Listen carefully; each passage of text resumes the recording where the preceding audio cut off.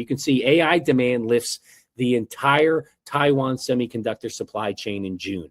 Memory revenue nearly quadruples, as I mentioned. So if I scroll down, they tracked all 13 tracked subsectors of Taiwan semiconductor supply chain recorded positive year-over-year revenue growth in June of this year.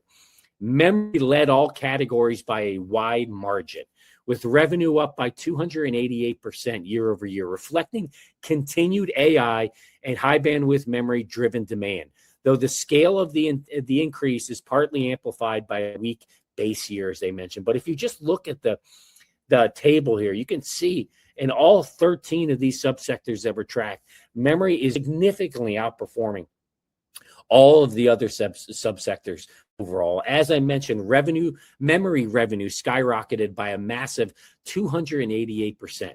So even when adjusting for a weak historical base year, as the article said, this nearly quadruples revenue, and it proves that actual physical consumption of high bandwidth memory and advanced storage isn't just steady, it is accelerating right now. And that exponential demand is backed by direct commentary from the absolute top of the food chain, which is the SK Group chairman. Let me pull up that article. We can go through it together. But you can see here, SK Hynix chair dismisses HBM slowdown talk, reportedly says client wants memory capacity up 5 or 6x.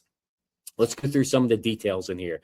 But we can right here, you can see, notably in recent interviews with foreign media, SK Hynix highlighted the looming memory supply crunch. It's expected to peak next year in 2027. They also revealed further details of its U.S. expansion strategy. And here are the takeaways.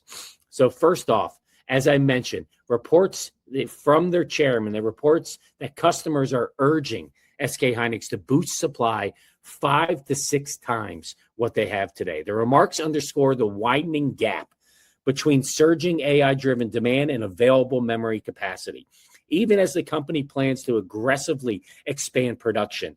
We're seeing right here that SK, they aim to triple wafer output by 2034. They scroll down, they say global memory industry is headed towards its most severe supply shortage that they've ever seen next year in 2027. Also, SK Hynix expects demand to remain above its supply capabilities even beyond 2030, but the company is continuing efforts to narrow that gap. And despite concerns that rising HBM costs and supply constraints could prompt tech giants like NVIDIA and Google to reduce HBM adoption, SK Hynix pushed back against that narrative. What they cite is reports that the company has seen no signs of weakening demand from major customers. That is a great sign for us memory investors. When you see a powerhouse like SK Hynix say, and they push back on that narrative and saying we are seeing no signs of weakening from their big customers, from the hyperscalers, that is such a positive sign for us as investors in this sector. It's something we have to keep our ears open to in 2 weeks when all the hyperscalers report their earnings, but this is a great bullish signal from SK Hynix. And they go on to further say, we haven't seen any signals that HBM demand is declining, adding that our partners are actually asking us to further increase supply capacity for both this year and next. I also wanted to go through one more piece in here because we just saw that, SK Hynix, they're saying that the CEO issued this extraordinary warning to the market, stating that the global memory industry is pacing towards its most severe supply shortage in the history that we've seen next year, with demand fundamentally projected to outstrip total global supply capabilities well beyond 2030. That's such a huge signal for us as investors. That's what we call just a massive signal in the market. The physical factories, they just cannot simply build clean rooms fast enough to meet the compute requirements of the AI era. The red tape that you're seeing today, that is paper volatility. The physical world is completely starved of silicon. That should give you such faith as an investor in this sector overall. But here's the question I want to ask, and I think when we go through these stories, we see such strong conviction overall in the sector. So you have to ask the question is, why are we seeing red today? Why are we seeing performance just start to stall overall in the sector? And I want to share a few thoughts in my mind. It may help ease some anxiety and the concerns you have today as well. Because today's sell-off wasn't triggered by an AI slowdown. It was triggered by a perfect storm of structural market plumbing and technical crowding.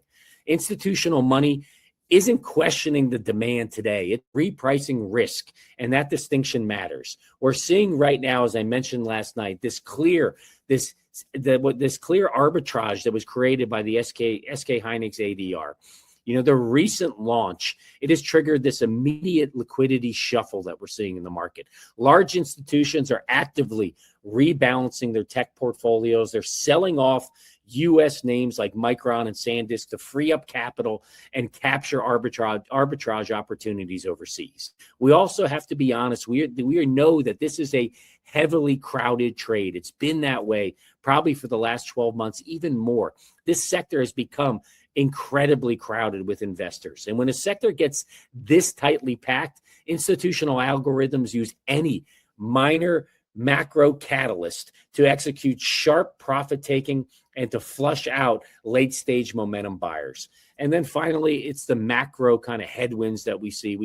I talked about it a little bit last night, but the macro tape today was further pressured by rising oil scares and broader geopolitical anxieties. And it triggered automated, systematic selling across high beta tech names like Micron, like SanDisk. But this is a technical shakeout, not a fundamental breakdown.